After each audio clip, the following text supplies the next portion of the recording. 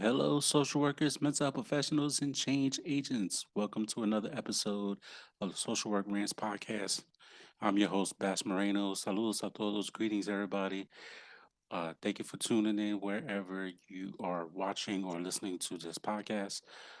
You can follow the podcast on Instagram at the Social Work Rants podcast. That's all one word. You can follow the podcast on Twitter at Social Work Rants and Facebook, aka Meta, at the Social Work Rants Podcast. Type that in, hit the like button, hit the red subscribe button on YouTube. You could obviously watch the podcast on YouTube and also listen to it on all audio platforms. So if you listen to it on Spotify, please hit the rating button. And also on Apple Podcasts. Leave a rating, leave a comment. Let's engage, tune in, tap in. And I really appreciate all the love and support. Saludos a todos. Gracias por su apoyo escuchando el podcast. Le agradezco mucho. Greetings again, greetings everybody. So, and this before I get started with this week's episode, the episode is sponsored by Bass City Entertainment, your home for online holistic self care for social workers and mental health professionals using poetry and online Zumba classes featuring the 30-page poetry book, Triumph Through Pain: How to Maximize Your Full Potential During Hard Times, is on Amazon, available on Kindle and paperback. The paperback is only 30 pages, it's really thin.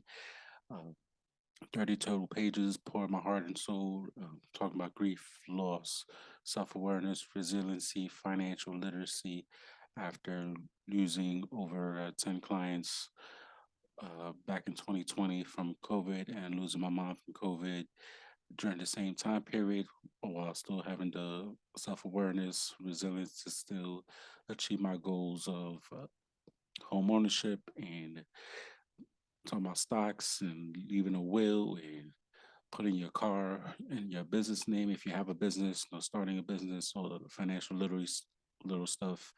So, anxiety, grief, loss, financial literacy, all these topics that are not talked about in the Black and Brown community, and stuff that needs to be talked about, be part of normal, regular, everyday conversations. So the book is out. I appreciate all the love and support.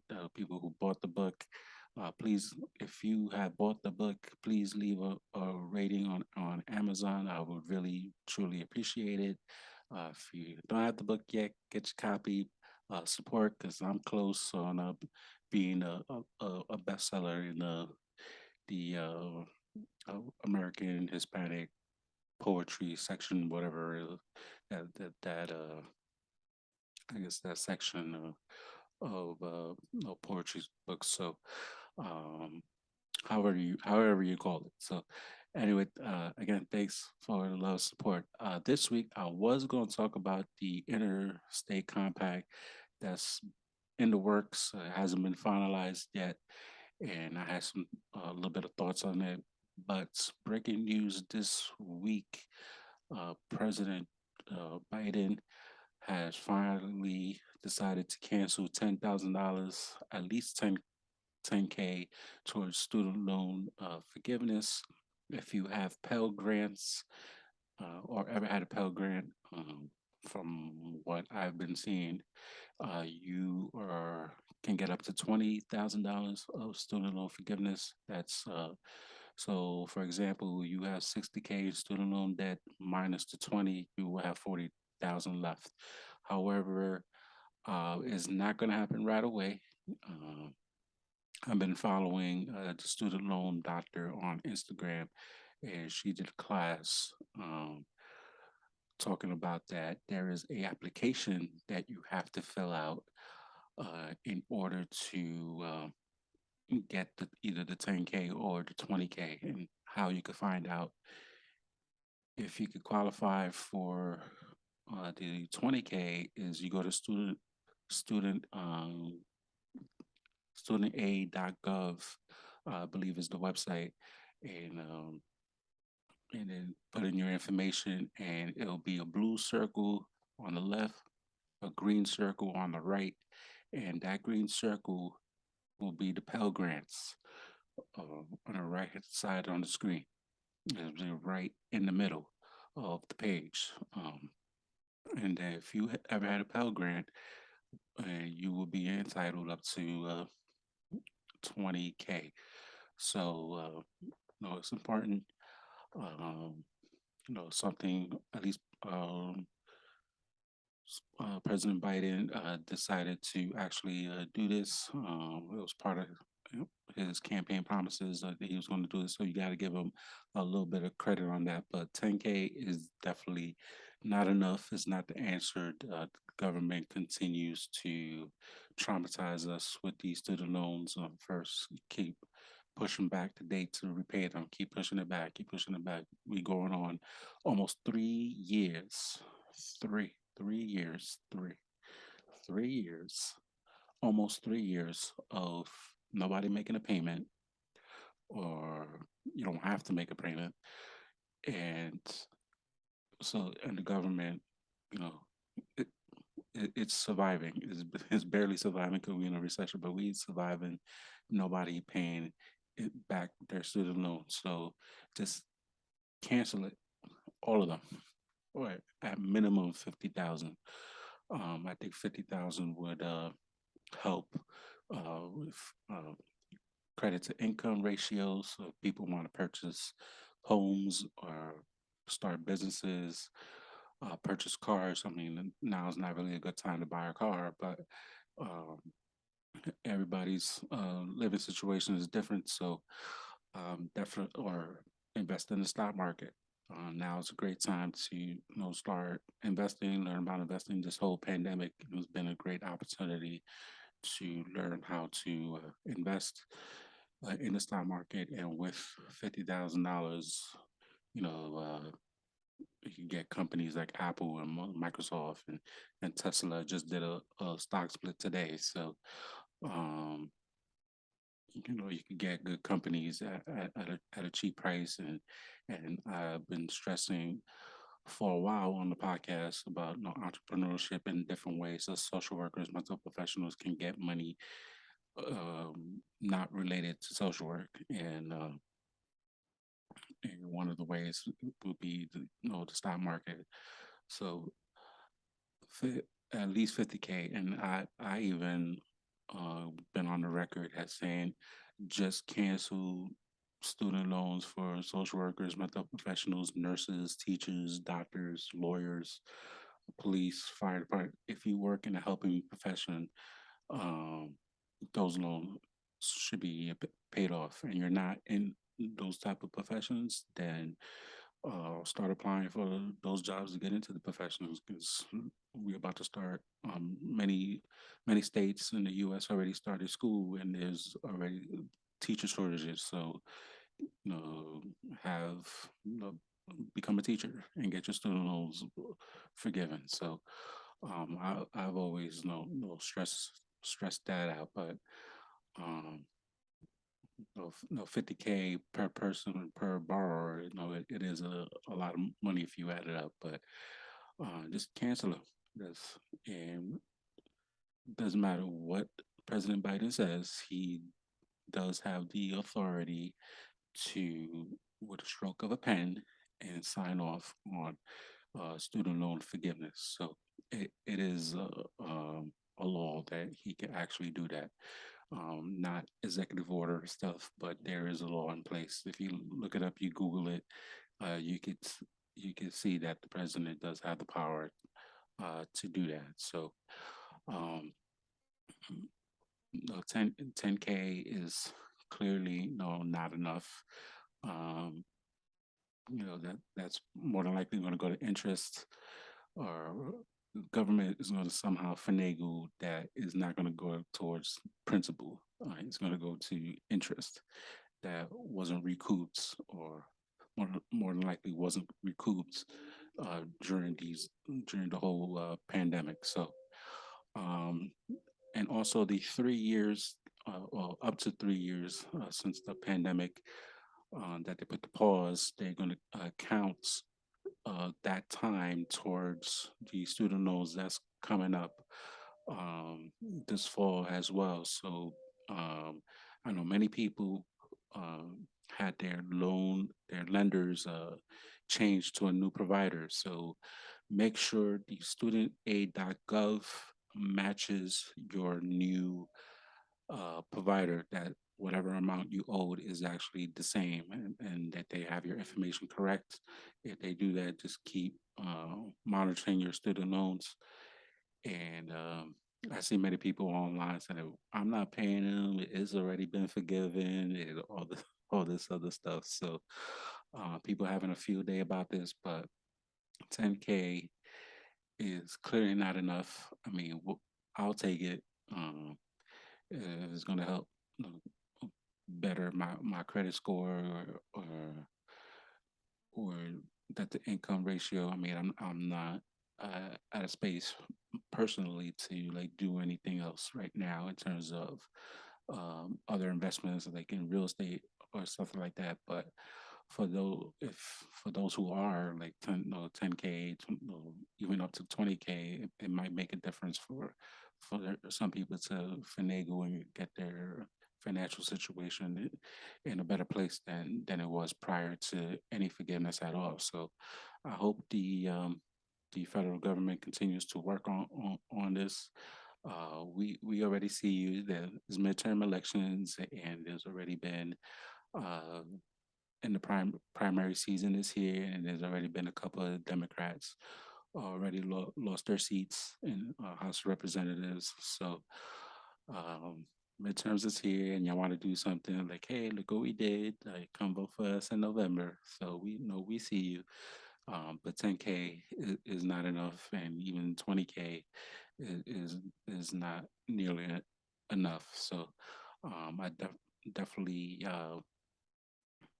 want to know how the debt to income ratio would affect up to like 20K to whatever debt you might owe, whether it be credit card debt or mortgage, car notes, and things of that nature. So um, obviously check your credit as well. And I think this is just a USA and America problem. I don't know of any social workers outside of the U.S. that even talk about student loans. So if there is a student loan situation outside of America, please let me know.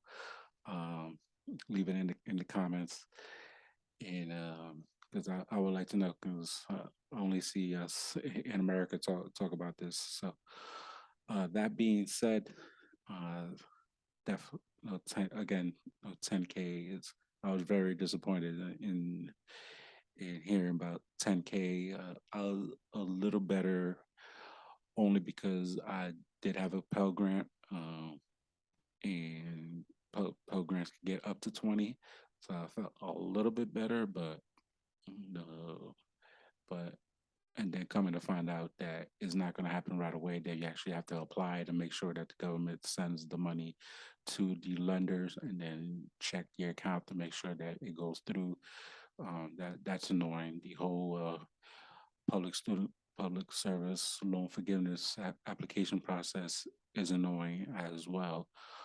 Especially we file taxes every year, so you already have my W-2s of employment, and why I have to verify uh, places of employment if you already have my W-2s and I already pay taxes every year. And what makes it even worse, like for myself, is that, say for example, for like I worked at a company like 2016 to like 2018, and mm, 20 2016 to 2017, you count a whole year towards student loan forgiveness, and then 2017 to 2018 need employment verification. I worked at the same job and filed taxes, got W-2 from the same agency. Why I got to send a research verification form from proof of employment to send it to you guys? You already have the information. It doesn't make sense, but we have until October 31st to send in those forms to make sure we get those extra months counted towards student loan forgiveness. Months will add up real quick, so don't sleep on that. I actually got uh, a few forms I still got to fill out. So because a job hopper and got to call all these companies up that I worked at. And be like, can you fill out this form? So it's and for you can't reach a company or a company has been out of business. You can self certify yourself. Make sure the form on the PSLF form, if you do it in paper and not online, the form has to say August 2023 on the right corner of the form. If it doesn't say 2023, you have the wrong form. I know that form was updated this calendar year, so make sure you got the right form. Otherwise, it won't count. And you can self-certify. On the first page, there's a little checkbox. You have to check off that box that you self-certifying that you can't contact the agency or the agency is no longer in business, and I believe you sign it yourself, and that's it. And then you send the form in, and they're supposed to contact you to be, to find out what's going on with the company if it's not a business, and ask for financial records. I don't know how that plays out. I I got a one company that's out of business that my I need verification for. So just wanted to give you some more updated education on the student loans, give you my 2 cents of what I think about the president and this 10K. He said he was going to do it. He did it. There's a process of how to get it done. It's annoying. It's not enough.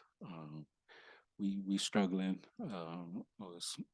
Social worker, social work be social working, and it's always something going on in the field, and uh, we give so much to social work as a profession, give so much to our clients, and the government doesn't see that.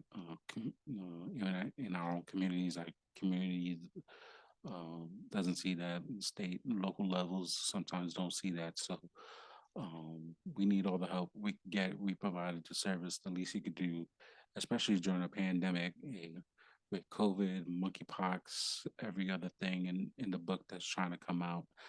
Um, and risking our lives and being unsung heroes in our communities. The least we could do is have our student loans forgiven somehow, some way. The government has money for other stuff, but in terms of student loans, we're like, nah, we only gonna do 10,000. Nah, we only gonna do you got Pell Grant 20,000. Nah, that's not gonna gonna cut it when we have families. We want to go on vacation. We want to do other business ventures and rent, mortgage, car payments.